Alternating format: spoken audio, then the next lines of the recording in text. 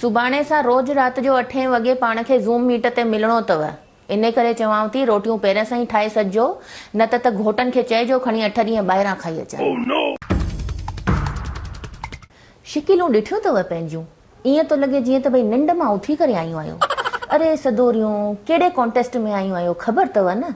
पोइ घटि में घटि वार त ठाहे अचो। जी दीदी, सुभाणे सां पक दीदी। म्यूट कयो पंहिंजो पाण खे म्यूट कयो। अयां कॾहिं सिखंदा। रोल नंबर 2 तुंहिंजे घोट जे विढ़ण जी आवाज़ हेसी ताईं थी अचे। सॉरी दीदी। ऐं हा, सॼो ॾींहुं घटि में घटि 4 इंच जी हील पाए करे रैंप वॉक जी प्रैक्टिस करणी अथव। चेल चिबी थी वञेव त राति जो खणी घोटनि खे चइजो न, तेल खणी मखंदव न, अयां घोट कॾहिं कम में ईंदव। ओके दीदी।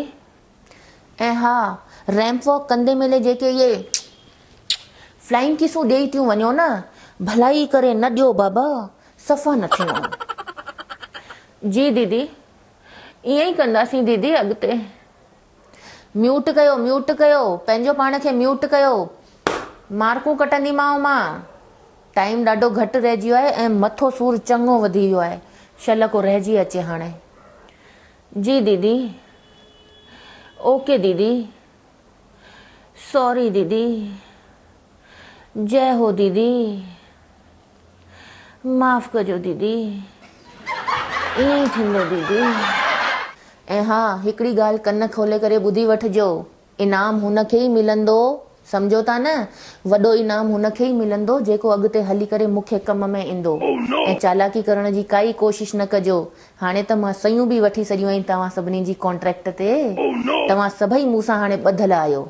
अरे भाई, मूंखे बि त पंहिंजे लाइ 2-4 खपनि न। इहा कहिड़ी ॻाल्हि आहे दीदी? असां ॿधल ऐं तव्हां छुटल? मतिलबु असांजी त काई फीलिंग ई न थी। तव्हांजी फीलिंग ऐं असांजी फीलिंग कुझु न। तव्हांजो कुतो टॉमी ऐं असांजो कुतो। तव्हांजो कुतो टॉमी ऐं असांजो कुतो। असांजी काई फीलिंग ई कान्हे। तव्हांजी फीलिंग ऐं असांजी काई फीलिंग ई कान्हे। तव्हांजो कुतो टॉमी ऐं असांजो कुतो।